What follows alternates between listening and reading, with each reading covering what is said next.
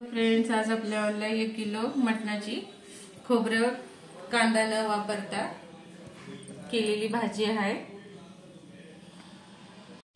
बघा, त्याच्यासाठी मी 1 किलो मटण घेतलेलं आहे। आता आपल्याला ह्याला मसाला तयार करायचा आहे। आता आपल्याला ह्याला लागणारे मसाले मी जास्त वाटून ठेवत असते। त्यासाठी तेजपत्ता 4 ते 5, दालचिनी 4 ते 5 चमचे, लवंग 4 चमचे, इलायची 2 चमचे आणि हे फूल, मोठी इलायची 2, जावित्री फूल आणि हे शाजिरा, थोडंसं सुंठ घेतलेलं आहे, काळे मिरे 1 चमचा घेतलेला आहे। आता आपल्याला छोट्या वाटीनं 1 वाटी मी धने घेतलेला आहे। तर आपल्याला ह्याच्यामध्ये मसाले घालून घ्यायचा आहे।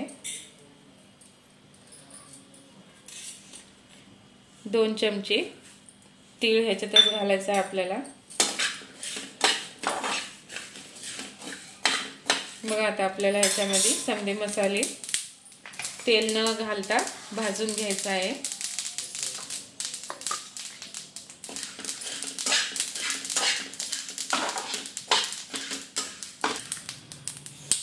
बघा, थोडंसं 2 चमचे खसखस पण घातलेलं आहे याच्यामध्ये। 1-2 मिनिटं असं भाजून घ्यायचं आहे। बघा, 2 मिनिटं असं चांगलं थोडंसं लालसर झाल्यावर आपल्याला बंद करून घ्यायचं आहे। अजिबात ह्याला तेल वापरायचं नाही। आता आपल्याला हे थंड झाल्यावर मिक्सरमध्ये बारीक करायचं आहे। बघा, आता आपल्याला ही मसाला बारीक वाटून घ्यायचा आहे। बघा, आपला मसाला वाटलेला आहे। चवीला तर खूप मस्त लागते। आपल्या कुणीही भाजीला आपण 1 चमचा वापरू शकता। बघा, आता आपल्याला ह्याच्यामध्ये 1 वाटी दही घालायचं आहे। आता आपल्याला 2 चमचे अद्रक लसूण, चवीनुसार मीठ, आपण वाटलेला मसाला 3 चमचे, हळद, लाल तिखट, काळा मसाला हे पण घालून सनी आता आपल्याला हे मिक्स करून घ्यायचं आहे। बघा, असं चांगलं मिक्स करून सनी आता आपल्याला हे अर्धा घंटा असंच ठेवायचं आहे। बघा, आता आपल्याला एका भगोन्यामध्ये 6 चमचे तेल घालायचं आहे।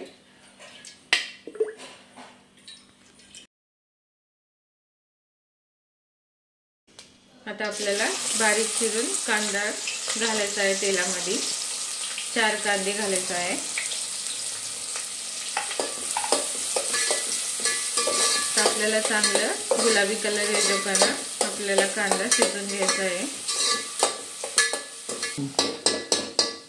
बघा, गुलाबी रंग आल्यावर आता आपल्याला टमाटे घालून घ्यायचे आहे। तर आपल्याला टमाटे चांगले शिजवून घ्यायचे आहे। बघा, आता आपले टमाटे चांगले विरघळलेले आहेत, चांगलं शिजलेलं आहे। आता आपल्याला ह्याच्यामध्ये मटण घालून घ्यायचं आहे।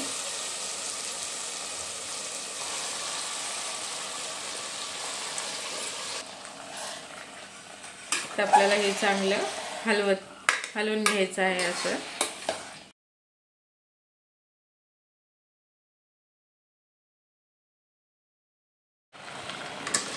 बघा, 2 मिनिटं झालेले आहेत। तर आपल्याला हे असं भाजीला फिरवून घ्यायचं आहे। बघा, ह्याला पाणी सुटत आहे।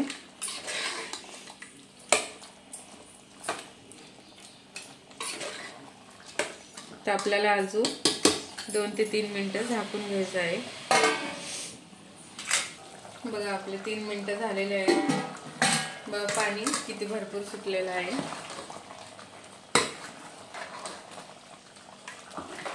तर आपल्याला हे चांगलं असं मिक्स करून तर आपल्याला थोडंसं गरम पाणी घालायचं आहे।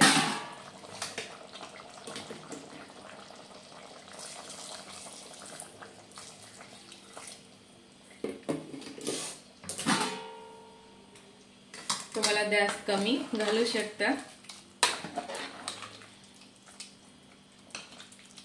तर आपल्याला हे झाकून ठेवायचं आहे अजून 10 मिनिटं। आपली भाजी तयार झालेली आहे, आपली भाजी शिजलेली आहे। बघा आता आपली भाजी तयार झालेली आहे। आता आपण गॅस बंद करून घेऊ। बघा आपलं मटण कांदा खोबरं न वापरता आपलं मटण केलेलं आहे। माझी रेसिपी आवडल्यास लाईक करा, सबस्क्राइब करा, कमेंट करून सांगा की कशी वाटली माझी भाजी।